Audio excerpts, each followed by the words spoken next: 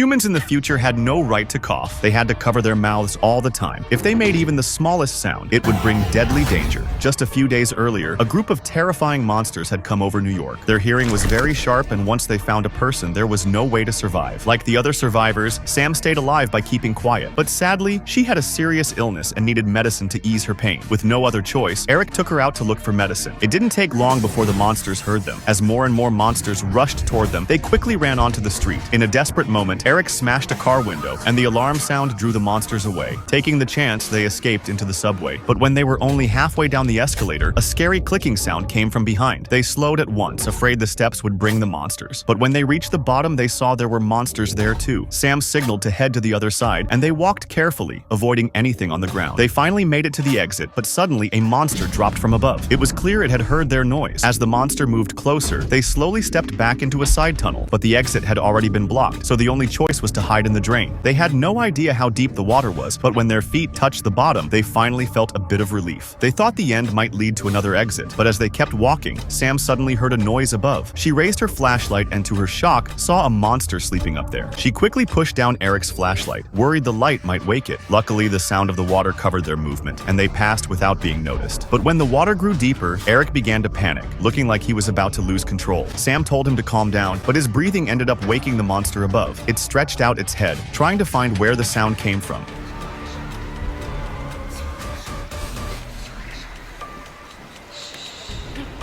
With Sam's constant comfort, Eric finally calmed down, but a single breath gave them away, and the monster charged at them. The two had no time to think and swam as fast as they could. Luckily, the tunnel ahead was full of water, and the chasing monster couldn't stop in time. It plunged in, splashed a couple of times, and died. The two had narrowly escaped with their lives. When they climbed out of the exit, they saw it was right under a church. But once they were safe for the moment, Sam's condition grew worse, and she even threw up from the pain. Feeling sorry for her, Eric went out alone to look for pain medicine. Luckily, by moving carefully, he avoided the monsters on the way. He not only found the medicine, but also came across Sam's lost cat. Eric quickly took the cat and started heading back, but the cat suddenly ran into a construction site. With no choice, he had to follow it inside. Just as he spotted the cat, a monster appeared behind him, and he didn't dare make a sound. Seeing that the cat's place looked safe, he quietly climbed up to it. The next moment, the monster found something to eat and began calling its friends, and soon sounds came from all around. Luckily, Eric had already climbed to a high spot, or he would have been surrounded. While the monsters were busy eating, he quickly moved toward the cat. But in the next moment,